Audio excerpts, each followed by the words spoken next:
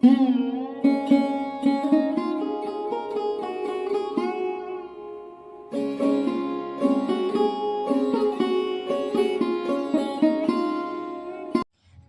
সকাল বন্ধুরা, কেমন আছো সবাই?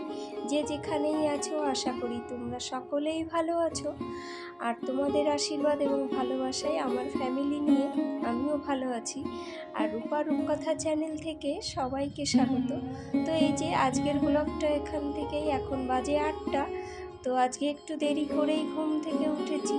তো চলো আজকের ব্লগটা এই 8টা থেকেই শুরু করলাম। আশা করি ভিডিওটা তোমাদের ভালো লাগবে, তো সঙ্গে থাকো।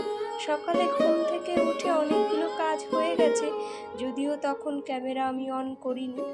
আর এখন অনেকটা কাজ করার পরে ডাইনিং টেবিলে এসে দেখছি যে ডাইনিং টেবিলে অনেকগুলো জলের বোতল ফাঁকা পড়ে রয়েছে। তো সেগুলো তো জলের বোতলগুলো ভরে রাখতে হবে, কেননা এখন তো গরমকাল, জলটা একটু বেশিই লাগে। তো চলো, আশা করি তোমাদের ভিডিওটা ভালো লাগবে। আমি জলের বোতলটা এবার ভরে নিই, সমস্ত বোতলগুলো।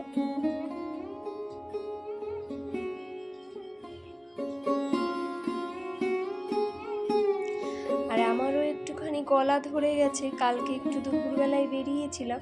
আর বেরিয়ে কি হয়েছে বলো তো, এসেই রৌদ্র থেকে এসে না ফ্রিজ থেকে একদম বরফ জল, একদম ঠান্ডা হয়ে গেছে, জলটা পুরো বরফ হয়ে গেছে।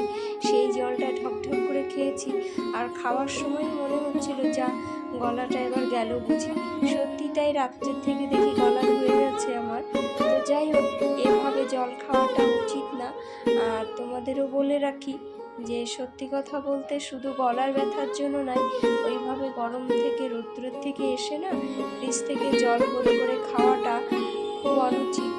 তো আমিও যদিও বা জানি, কিন্তু জানা সত্ত্বেও এতটা গরম না, তখন আর কিছু মনে থাকে না, সেই জন্য জলটা খাওয়া হয়ে গেছে।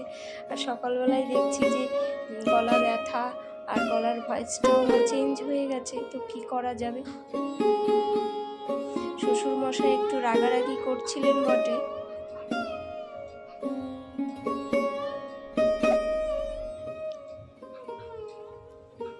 তো এই যে আমার জলের বোতলগুলো ভরা হয়ে গেছে, এবার আমি ডাইনিংয়ে সাজিয়ে রাখবো। আর ডাইনিংয়ে এলোমেলো থাকলে তো আমার একদমই ভালো লাগে না। সবসময় মনে হয় যেন ডাইনিং টেবিলটা অন্তত আর বেডরুম দুটো যে গুছিয়ে রাখার চেষ্টা করি সব সময়।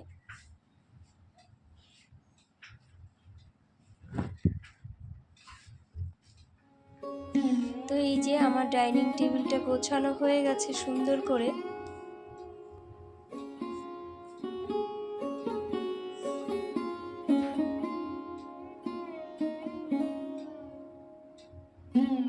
ডাইনিং টেবিলটা গোছাতে সবারই ভালো লাগে, গুছিয়ে রাখলে দেখতে ভালো লাগে। সেই কারণে কিন্তু আমি দেখেছি যারা আমার মতন হাউস ওয়াইফ ব্লগ করেন, তারা কিন্তু ডাইনিং টেবিলটা সুন্দর করেই সাজিয়ে রাখে। তো যাই হোক, এই যে আমি রান্নাঘরে এসেছি। আর রান্নাঘরে এসে কিন্তু আমার রান্না বান্না হয়ে গেছে অনেকক্ষণ আগে, যদিও আমি ভিডিও করতে পারিনি। তো গ্যাস মুছে রাখার পরে এই যে গ্যাসটা শুকিয়ে এবার ওভেনটা ঠিক করে রাখলাম। আর এই যে আমি কী কী রান্না হয়েছে সেটাও আমি আজকে একটুখানি শেয়ার করে নেব, যদিও আজকে নিরামিষ। এই যে পাতুরি করেছিলাম, তোমার নিরামিষ পাতুরি কচুরলতি দিয়ে। আর সয়াবিন রান্না করেছি, টক ডাল, আর তোমার আলু আর উচ্ছে ভাজি। ব্যাস এইটুকুই আজকে নিরামিষ, যেহেতু সোমবার আজকে, যদিও তোমরা ভিডিওটা কিন্তু পাবে মঙ্গলবার। আর এই যে দুটো লেবু, এ কিন্তু আমাদের গাছের এবং আমার নিজের হাতে লাগানো গাছ, তো গন্ধরাজ লেবু। তো খুবই ভালো খাবার আজকে নিরামিষ।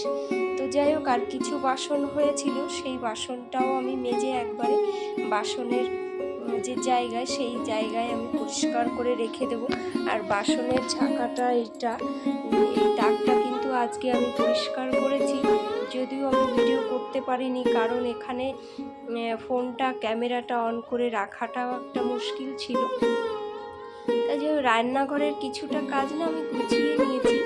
এবার চলে এসেছি বেসিনে ডাইনিংয়ের, কারণ কি একটা ফুল সেটা পরিষ্কার করতে হবে সার্ফ দিয়ে। তো এই যে, তো চলো আমি এটা পরিষ্কার করে নিই।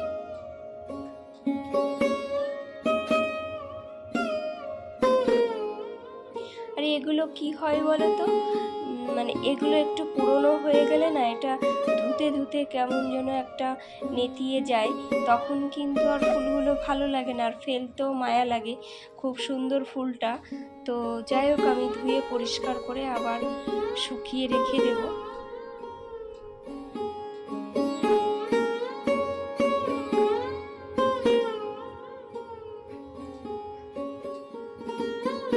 আর ছোট ছোট যেহেতু কাজ, সেহেতু কিন্তু আমি এই বেসিনেই কাজটা সেরে নিই।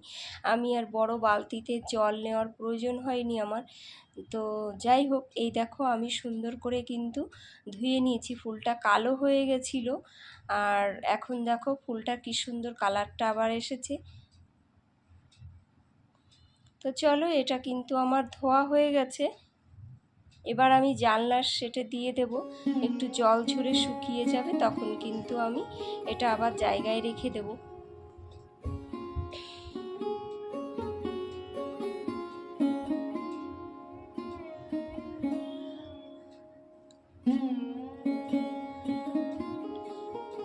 তো এই যে আমার এই যে কাপড়টা দিয়ে আমি রেগুলার মোছামুছি করি, সেই কাপড়টাও একটুখানি মুছিয়ে নিলাম, কারণ এই কাপড়টা দিয়ে সমস্ত কিছু মোছা হয় যেহেতু, সেহেতু কিন্তু অনেকটাই নোংরা হয়ে যায়।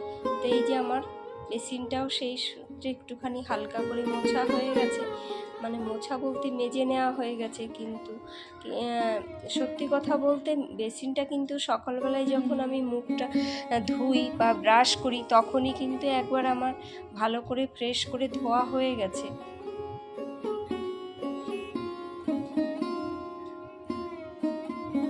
আমাকে পাশের একজন দিদি আমায় খুব ভালোবাসেন, উনি আমার ব্লগ মানে প্রতিনিয়ত দেখেন, আর আর আমাদের বাড়িতেও খুব যাতায়াত আছে। দিনে হয়তো একবার দুবার দেখা হয়, জানলা দিয়ে কথা হয়। উনি আমাকে মানে বলে যে তোমার তো ম্যানিয়া হয়ে গেছে এরকম করতে করতে, তুমি এত মানে জল ঘাটো। তা আমি বলি যে না না, ওরকম মনে হয়, কিন্তু সত্যি কথা 1-2 ঘন্টায় কাজটা কমপ্লিট হয়ে যায়, আর আমার নিজেকেও খুব ভালো লাগে করতে। সেটাই আর কি, তাই বলছি যে অনেকে হয়তো ভাবে যে সারাদিন করতে হয়, কিন্তু অ্যাকচুয়ালি না। সকালে 1-2 ঘন্টা কাজ করলে কিন্তু অনেকটা কাজ এগিয়ে যায়। আবার সকালের কিছুটা কাজ যদি তুমি বিকালে করে রাখো, তাহলে কিন্তু সকালেও একটু কষ্ট কম হয়। গরমের দিনে তো আমি সেটাই করি, যে কাজটা সকালে করতে হবে, কিছুটা কাজ কিন্তু আমি রাত্রে করে রাখি এই গরমে, কিন্তু তাহলে নিজের জন্য একটু টাইম বের করা যায়।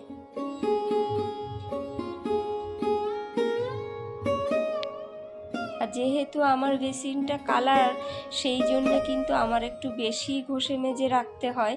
আর যেহেতু ড্রয়িং রুমের সামনেটা একদম, তো দেখতেও খারাপ লাগে।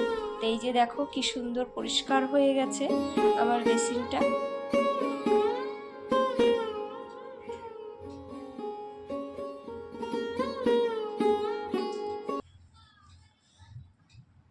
তো এই যে আমার বেসিনটা দেখো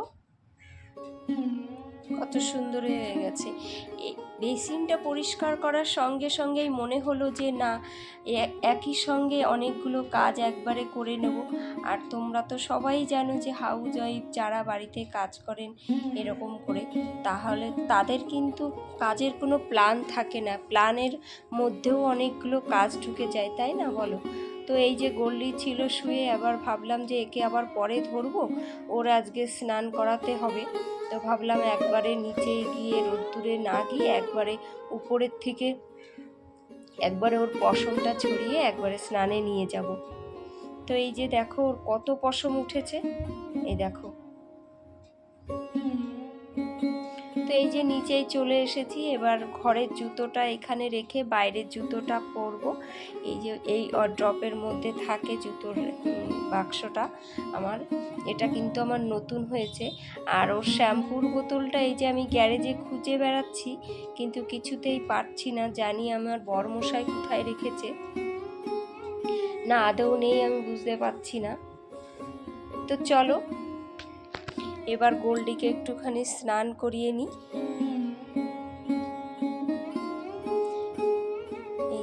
কিন্তু স্নানের সময় একদম হুটোপাটা করে না, ওর স্নান করতে ভীষণই ভালো লাগে।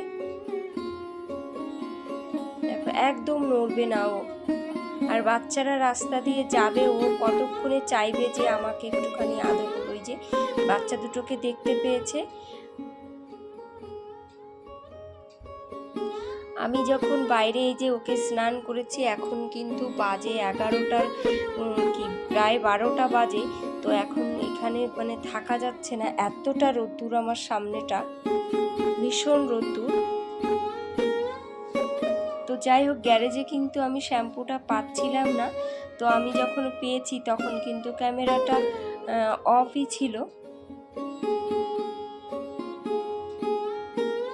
তো এই যে সামান্য একটুখানি শ্যাম্পু দিয়ে ওকে চান করিয়ে দেবো। যেহেতু এখন গরমের সময়, সেহেতু কিন্তু রেগুলার ওকে স্নান করানো হয়। তো রেগুলার এত বেশি শ্যাম্পু দেওয়ার কোনো প্রয়োজন হয় না। যদিও আমার বরমশাই খুব শ্যাম্পু দেয়, আমি একটু কম দিই এই কারণে যে তাহলে স্নানটা ওকে এত জল দিতে হয় শ্যাম্পু দিলে, যেহেতু পশমের মধ্যে থেকে না ফেনাটা সরতে চায় না।